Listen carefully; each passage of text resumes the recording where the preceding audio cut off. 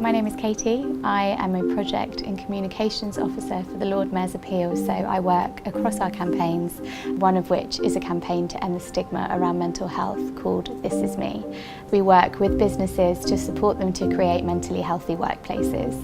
I'm on my way to see Byron Creese today. He is a genetics researcher at the University of Exeter.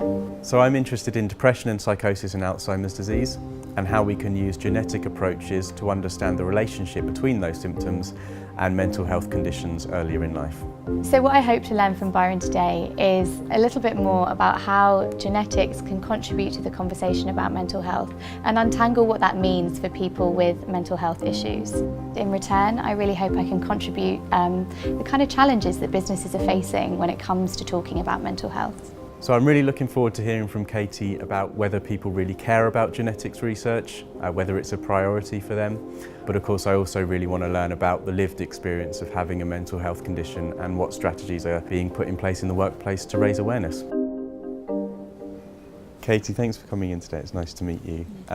Just wanted to start by asking what your experience of mental health is. Yeah, of course. So I live with obsessive compulsive disorder.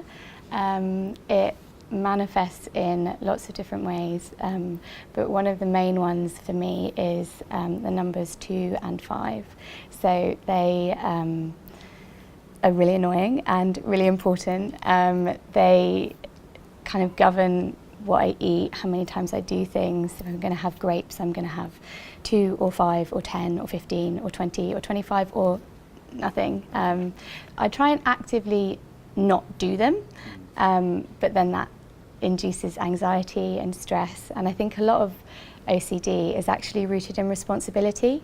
So feeling like if you don't do this ritual, you will be responsible for whatever happens to someone you love or a terrible disaster, and that is completely irrational, and I know it is, but unfortunately it doesn't go away. Another way it manifests is, and this makes me sound really mad, I feel like my body is on an axis, and if I turn one way, I need to turn back to ensure that I don't get all tangled up.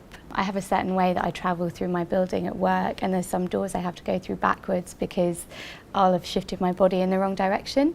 And if I don't do it, then I can feel my shoulders getting tight and my back makes a horrible clicking sound, and it again makes me feel really anxious. So that's my kind of living experience with obsessive compulsive disorder at the moment. I think I've definitely got a handle on it, and now that I know what it is, life is so much easier. I spent a long time thinking I was going mad, having no idea what was wrong with me, knowing that I was really worried all the time, but thinking that other people are probably worried too, so I'm just being a bit dramatic about how worried I am. So getting a diagnosis was such a relief, and I think I'm in a good place now, so that's my experience. A lot of what you were saying there does not chime at all with how it's presented in mainstream media. And I find that really problematic because it's another thing that contributes to me feeling like perhaps I'm just being a bit overdramatic, perhaps this isn't obsessive compulsive disorder, perhaps I'm just a bit quirky and I need to deal with that. And therefore, when people sort of mistake it with things like needing to be neat, it's really frustrating because it belittles the experience that people suffering with OCD have. And some people really, really do suffer. And I'm so lucky that I don't feel like I'm suffering anymore. I'm just living with it because it hasn't gone away, but I can take hold of it more. And I think we know so much now about things like anxiety and depression, and we are so fortunate to be really riding the crest of the wave with people publicly speaking about these things, which is so important, but we still are encountering that kind of additional stigma with the more unusual or less common mental health disorders. I don't think I've really seen that many public faces talk about obsessive compulsive disorder, and I think we need more advocates And I think we'll always need more advocates because having that conversation is so important. So, can you tell me a bit about your work? Sure. So my background is in psychology, and I have worked since around 2009 in the field of Alzheimer's disease. But specifically what I look at in people with Alzheimer's disease is individuals who have symptoms of depression, anxiety or psychosis. So that would be mostly visual hallucinations and paranoid type thoughts. Recently I've moved into looking at the genetic basis for these symptoms. So there's a huge and quite advanced field of work in the genetics of depression in younger adults, and what we have in Alzheimer's disease is very, very little research on genetics of those symptoms that occur in the context of Alzheimer's disease. So that's what I look at. What are you hoping to find? Is that a really massive and huge question? I think what we want to do first and foremost is understand more about the biology of these symptoms, because one of the key problems at the moment is we don't have any effective treatments. You'll see antidepressants prescribed in dementia for depression and antipsychotics prescribed in dementia for psychosis. But we don't have a lot of work that actually evaluates whether the biological basis of these symptoms is similar to when they occur in younger adults. So I think one of the first things we want to find out is how similar are they? Are we dealing with a spectrum of depression-like symptoms that can occur anywhere in the lifespan and are related, or are we talking about two distinct clinical syndromes? That's the question we're working on at the moment, and once we get increasing amounts of data, we'll be able to answer more questions about the unique biology of these symptoms in the context of Alzheimer's. But right now we're looking at kind of overlap, is probably the best way to put it, overlap with other symptoms that occur earlier in life. If we answer that question, whether it's yes or no, that can guide or help guide, hopefully, what kind of treatments are appropriate. I think you can get bogged down in constantly thinking that pharmacological drug treatments are what's needed, but there is plenty of evidence that for these symptoms we can use non-drug approaches, and those should be the first line, the preferred treatments. I completely agree with that, actually, because I have never chosen a pharmaceutical route for my treatment.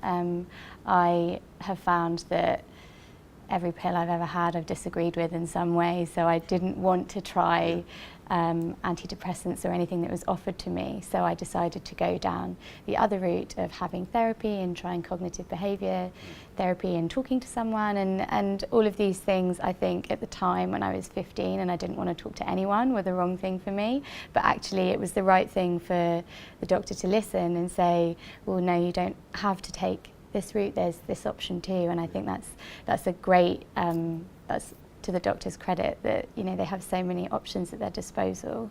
Yeah.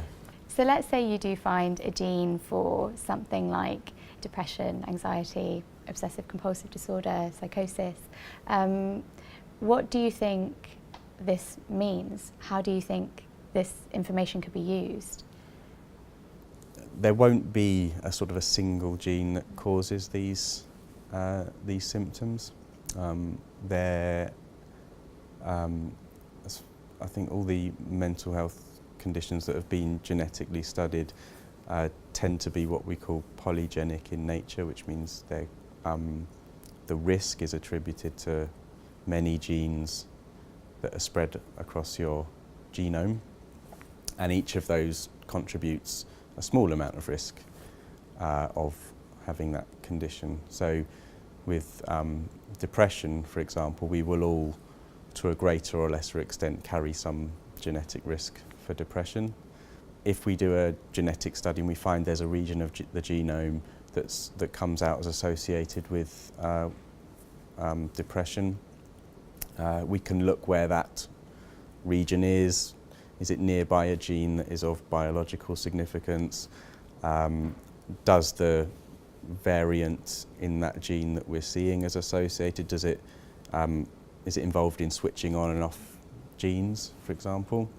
That can give clues to the biological processes involved, which can then be part of a drug discovery process, which would involve testing in the lab and testing in people and so on.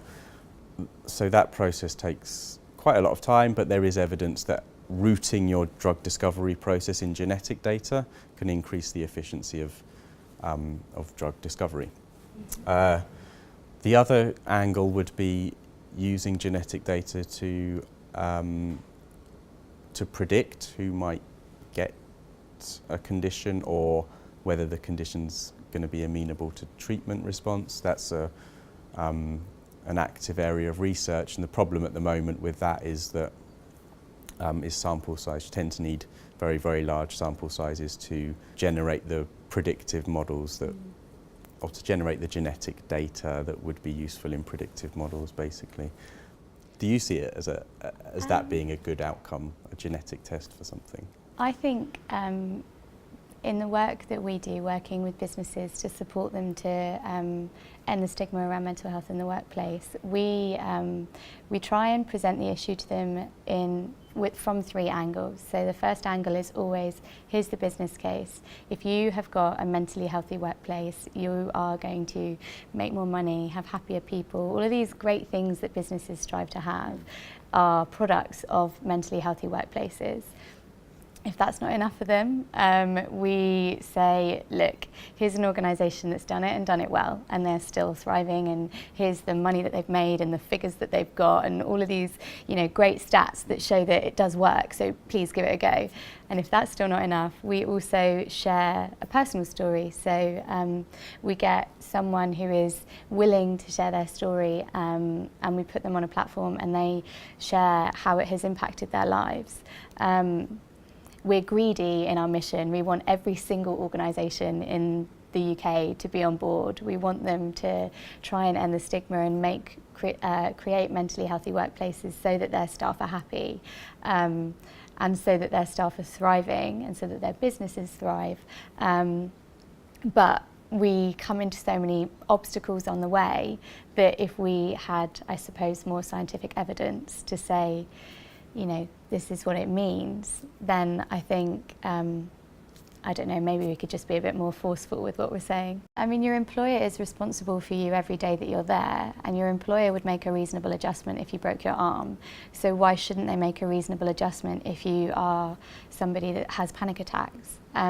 We need to view mental and physical health with parity, and I think some organisations are still struggling to do that because perhaps there's not the legislation there that tells them they have to, or they don't feel like they have the resourcing. I think a lot of it is about finding ways around that. Is budget a problem?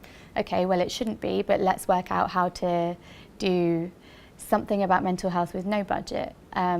If getting senior level buy-in is a problem, then we need to appeal to that senior leader in a way that makes them understand that mental health isn't something that affects 1 in 4 people, as the statistics say, but actually it's something that affects 4 in 4 people, because everyone will know someone that is affected by mental health in some way, whether they are suffering with something themselves, or they are caring for a loved one, or they've lost someone that was suffering with something.